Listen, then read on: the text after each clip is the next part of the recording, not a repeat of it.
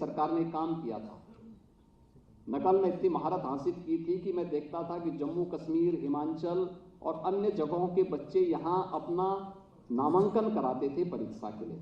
तो मैंने कभी उत्तर प्रदेश में यहाँ के बच्चे नामांकन क्यों करा रहे हैं? क्या यहाँ पे पढ़ाई इतनी अच्छी होती है?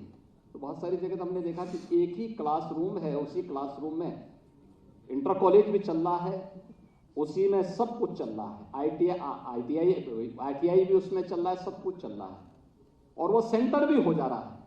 हमने कभी सेंटर होता कैसे है? एक ही क्लास में एक क्लासरूम है और उस क्लास में इतने सब कुछ कैसे हो रहा है? जांच कराई गई, पता लगा सब फेक है। तो हमने कहा ये जो बाहर के बच्चे आते हैं उनका नामांकन होता है, उनका रजिस्ट्रेशन होता है, परीक्षा कैसे देते हैं? कहा सब सौदेबाजी पहले से इनकी सब तय हो जाती है। सख्ती से उसको रोका गया, नकल माफिया पे लगाम कसी गई। सेंटर वही विद्यालय होगा जिसके पास अपना भवन होगा, मान्यता उसी को मिलेगी जिसके पास लैंड भी होगी, अपना भवन भी होगा और शिक्षक भी होंगे। केंद्र वही बनेगा जिसके पास अपना भवन भी हो, अपना लैंड भी हो, अपना भवन भी हो, अपनी बाउंड्री वाल भी हो, और साथ साथ CCTV कैमरा भी उसके साथ जुड़ेगा। और नकल को रोकने के बाद जब नकल मुक्त व्यवस्था हुई, पहले बार 5 लाख लोगों ने परीक्षा छोड़ी थी। बड़ा हलचल हुआ, साहब 5 लाख लोग शिक्षा से वंचित हो गए। हमने कहा ये तो कभी शिक्षा के से इनका दूर दूर का रिश्ता नहीं है, इनको आप वंचित करना चाहते थे। ये शिक्षा अन्य पढ़ने वालों को वंचित करते थे। और जब ये कड़ाई प्रारंभ हुई, उसके बाद परिणाम आने प्रारंभ हुए। अनिवार्य रूप से कहा गया कि स्थानीय उत्पादों को जोड़ते हुए केवल हम सैद्धांतिक पाठ्यक्रम ही हमारे पाठ्यक्रम का हिस्सा नहीं होना चाहिए, बल्कि हम अपनी शिक्षण व्यवस्था में एक चीज को और देखें। उत्तर प्रदेश ने इस दिशा में कुछ प्रयास प्रारंभ किए, जैसे 1 डिस्ट्रिक्ट 1 प्रोडक्ट का। क्या हम स्कूली बच्चों को अपने अपने जनपद के 1 डिस्ट्रिक्ट 1 प्रोडक्ट से जुड़े हुए कार्यक्रम के साथ जोड़ पाएंगे? ये उनके स्किल डेवलपमेंट का साथ साथ एक कार्यक्रम होगा। या PM विश्वकर्मा, या उत्तर प्रदेश में पहले से चल रही विश्वकर्मा श्रम सम्मान की योजना, इनके साथ, या फिर स्थानीय स्तर पर किस प्रकार के कार्यक्रम चल रहे हैं। जैसे कृषि विभाग से ही मैंने कहा कि भाई आप भी अपने कुछ ऐसे कार्यक्रम दीजिए जो स्थानीय स्तर पर उन बच्चों को ट्रेन करने के लिए आवश्यक होगा। कहीं माटी कला बोर्ड का है, कहीं पे गन्ने से जुड़े हुए छोटे छोटे 3-3 महीने के 6-6 महीने के सर्टिफिकेट के कोर्सेज हैं, इनको भी हम लोगों ने यहाँ पे शिक्षा के साथ जोड़ने का, कि अपने परंपरागत पाठ्यक्रम के साथ साथ उन बच्चों के लिए एक अतिरिक्त कार्यक्रम हम इसके साथ जोड़ने का कार्यक्रम कर रहे हैं। और इसे हमने माध्यमिक में भी और उच्च शिक्षा में भी बराबर लागू करने का एक तैयारी हमारी चल रही है, जिसको हमने प्रभावी ढंग से इसको भी क्रियान्वित करने का कार्यक्रम कर रहे हैं।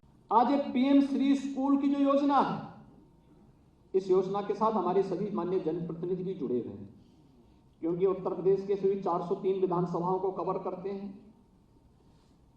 उत्तर प्रदेश के सभी 825 विकास खंडों को भी ये कवर करते हैं। और जब ये 1723 विद्यालय एक साथ आएंगे तो उत्तर प्रदेश के नगर निकाय भी ये सब इसके दायरे में आएंगे।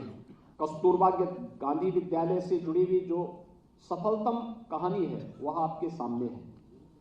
प्रदेश के अंदर इन सभी कार्यक्रमों को आगे बढ़ाते हुए कोरोना कालखंड में हम लोगों के सामने था कि बहुत सारे बच्चे उत्तर प्रदेश के ऐसे हैं जो कोचिंग करने के लिए जिन्हें उत्तर प्रदेश के बाहर जाना होता था।